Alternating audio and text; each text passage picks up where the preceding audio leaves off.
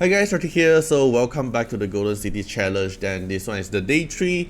Unfortunately, the previous match, the high risk, high reward, I actually lost at the function part. So in the end, the highest damage dealer is actually Amir. Like my discussion and the comment discussion is all about Yinsha is not going to get the highest damage, or is it going to be function, or is it going to Yishu. No one discussed about Amir, and Amir actually get the highest attack. So why it actually happened, so after I watched the replay, then I noticed that their damage isn't high enough to actually kill Fafnir fast enough. And then Fafnir have enough time to let Amir build up all his Rite of Resolve stack, and then the pew pew damage just keep on doing better and better, because the damage isn't just about Fafnir, it's also the two little mob beside Fafnir. So when Amir have the longer time enough advantage to actually gain his Rite of Resolve up to 4 stack, then all his pew pew damage is so high, like so many consistent damage, it actually deals enough damage to outcome function damage by a lot.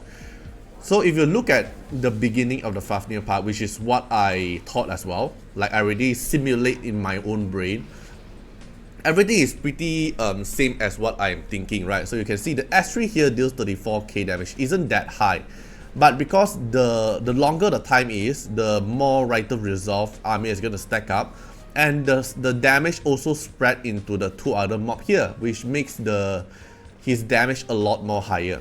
So even function punches is a lot more damage. So if you take a look later, when function pushes the S3, right, so Fafnir is just taking his own crit time first. Alright, so function pushes his S3. Then when do S2, it's pretty good damage. When you S1, then function follow up with the damage. You see, it's very high. As expected, function damage is actually very high, and every pursuit from function is very high. But if we compare to Amir's S3 pew pew that actually spreads with the other two mob here, and the longer the better, the more Rite of Resolve Amir is gonna get. You see, every punches from function is very high. Then another thing that I about the high risk high reward is about the freeze thing. It will freeze function. So maybe that's why in the end actually Amir get the highest damage, and you can see it's actually a lot more advantage. Okay, so that is the sad part, and now let's take a look at the day 3. So day 3 here is gonna be back to the PvP. It's an R6 PvP scenario. It's a Suje, Leora, Petros team fighting Iki, Suje, Mavis, Jinchu. This is a very typical meta team. This one here is very typical meta team. Then this one here is not really that typical, because there's a R6 Leora here, there's a R6 Petros here. So Petros is the real counter to Mavis team, so Petros already have the advantage. Then another thing is, they have a speed leader, then Iki here is an attack leader. So let's take a look at the order. So function will take the action first. It's a R6 function, so it will AP push everyone, buff up everyone. Then, Chuya will dispel everyone here first, applies the debuff, and then will follow up damage. Then usually Chuya will target on Mavis, because Mavis, their AI will always target on Mavis highest priority, right? So Chuya will S1 on Mavis. It will apply like Seer or Defend Break. Then Leora will S1 on Mavis as well, because the highest attack here is not Suje, it's actually Leora. I don't know why they can tune it like this. One is plus 13 here, then this Suje is plus 15.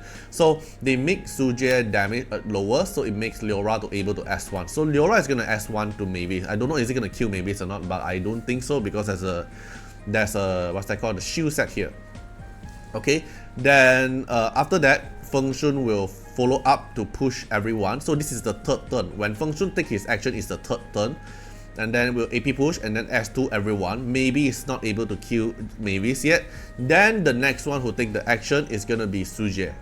So Suje will S3 and then maybe will cast on Mavis, then Mavis will die, and then spread puppet up. But then enemy cause will already take 4 actions. So 2 action from Chuyao, and then 1 action from Fengshun, and then 1 action from Suje. Then Iki is gonna AP down everyone, and then dispel all their buff.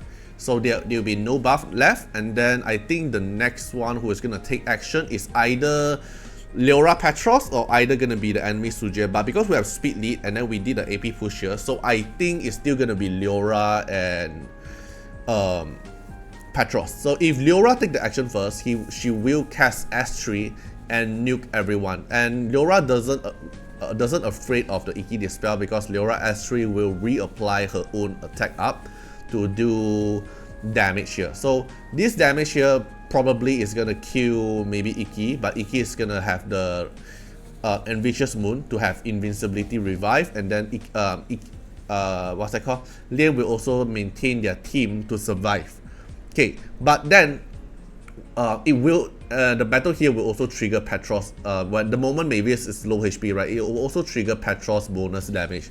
And this is an R6 Petros. So what R6 Petros is, 13% below HP, you are not able to get healing, not able to get bonus turn, all those stuff, which also counters Suje.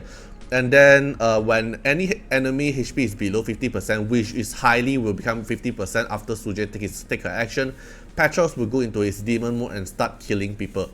And this is a R6 Petros. So I feel like because Petros is a counter to Mavis team, we have a massive DPS here. Even though there's a R6 Iki here, R6 Suje and Mavis will get countered by Petros. Then Iki will get countered by Leora. Then Jinchu here is a problem. Like, will Jinchu here die? Then this is a problem because maybe they are not able to kill a R6 Jinchu. No idea. But in my own opinion, from what I'm looking at now, I feel like blue team is definitely going to win, right? So let's take a look. What is everyone's vote towards? Oh, why is it loading so long? Wow, everyone's voting the red team. Personally, I feel like I'll vote for the blue team. I really feel like blue team will win because of Petros. Because of Petros and Suje, I don't think maybe Jinchu is able to stand the damage from Chuyao's debuff. Not to mention, Chuyao will also lower down their shield and attack. This one. As long as they get debuff or debuff extend, they'll lower down the attack. This is gonna affect for Iki, and then the shield is gonna affect for Lian. I really think that the blue team will win, but everyone vote is going to red. Why? Is it because of R6 Iki? Okay, I personally, for me, okay, you can feel free to not follow my vote, okay? Because since the previous one I got wrong, I will go for blue team. I really feel like I'll go for blue team. I'll vote half of it to blue. And then the first blood. Oh, this is not the highest damage, it's first blood. Who will take the first blood?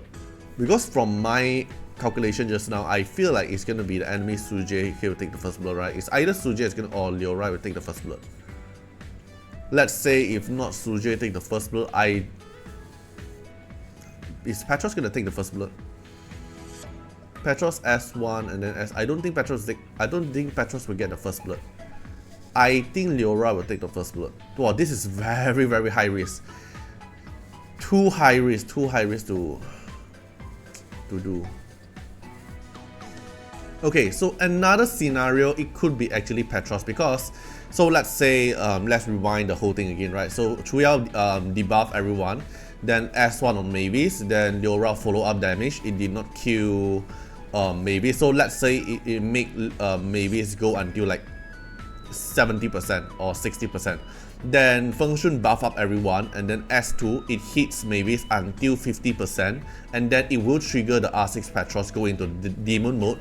Then he'll instantly get one bonus turn, and this bonus turn he will definitely go target Mavis. And because he go into demon mode, so he's like the fourth action, right? So Iki will trigger the passive to try to dispel everyone buff. But because Petros passive, he won't get affected by anyone when his HP is higher. So, and Petros definitely HP has got higher, so his buff that provided by Feng Shun will not get dispelled, and then he'll get his bonus turn, and then he will kill Mavis instantly because he will just go to S3 hit. The lower the enemy HP, the higher the damage. It's gonna deal damage, and then gonna follow up with his definitely crit damage here as well.